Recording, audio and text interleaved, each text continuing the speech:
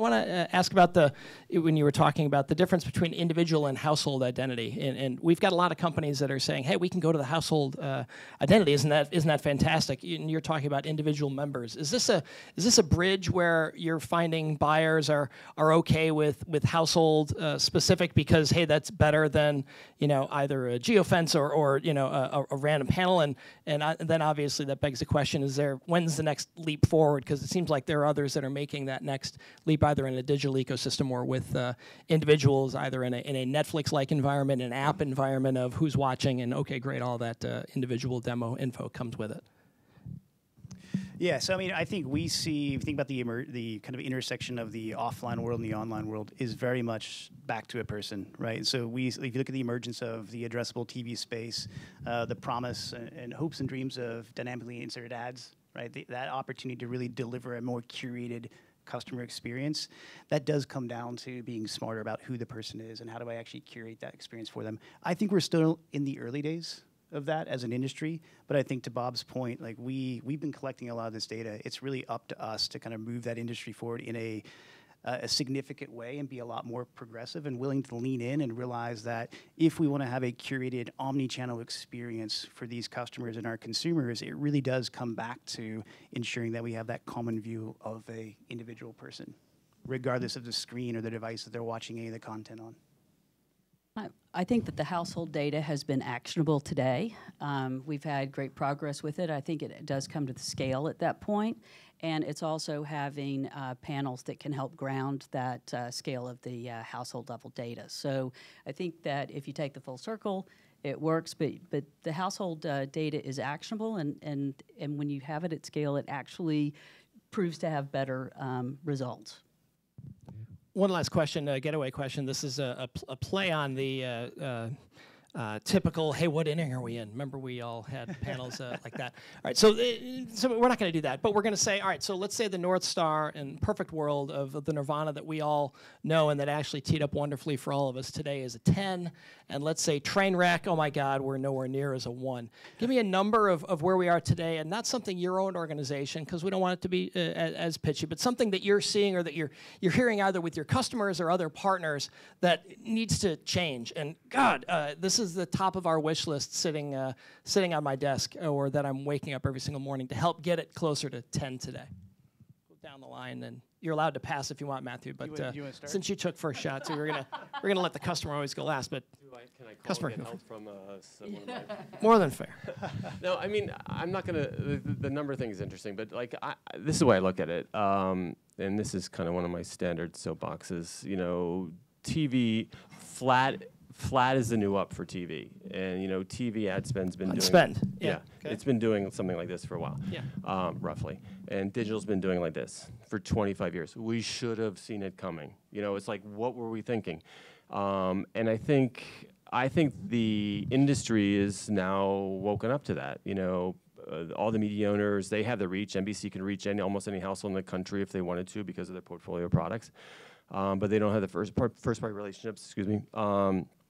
Or some of the technology, and the distributors have the technology and the first-party relationships, but they don't have the reach. And I think they're recognizing that an ad tech stack is going to be built for television, and they need to work together to do that. So I think we're starting to recognize as an industry that cooperation is going to make this work. Where are we on that scale?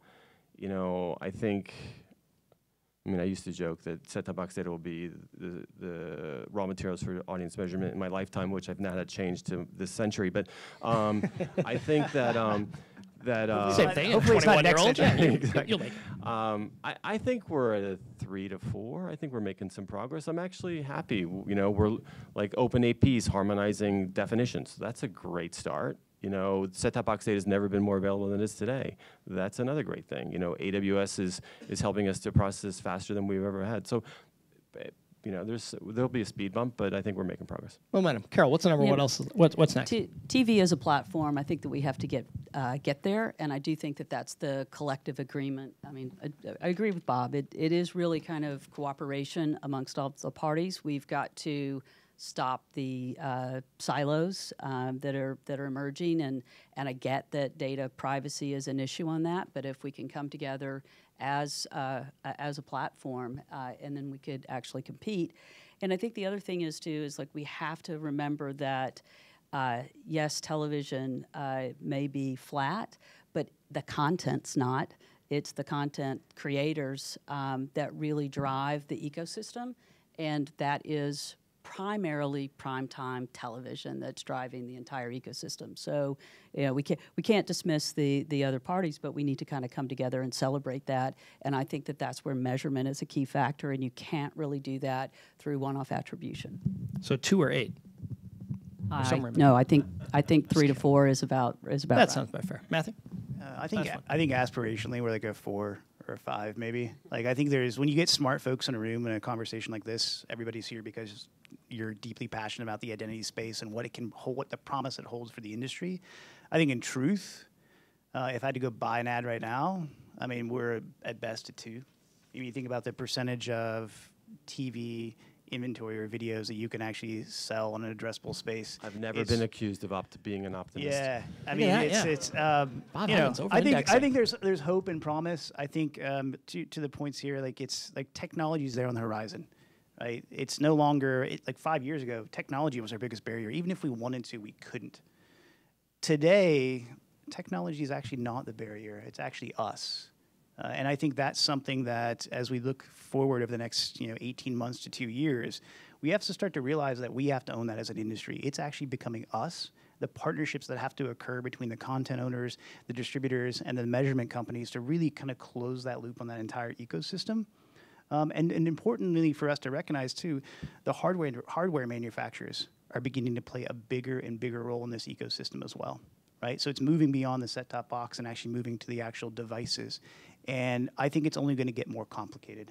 While technology is going to make it easier, building the partnerships across that entire modern kind of ad tech, martech stack, I worry that we're all facing the challenge. Like we're always looking for the white knight and the silver bullet and somebody to save us. And the truth is, the white knight is actually us, and whether we're all willing to really own it and leverage the tools and technology and partnerships that need to exist out there today to be successful. Great last line. The white knight is actually us. Very nice. I was going to channel the late, great John McLaughlin and say, the answer's 3, and then move on or something like that. But that was a better way to end. Well done. Please join me in thanking, speaking of 3 great individuals, 3 great companies, Matthew, Carol, and Bob.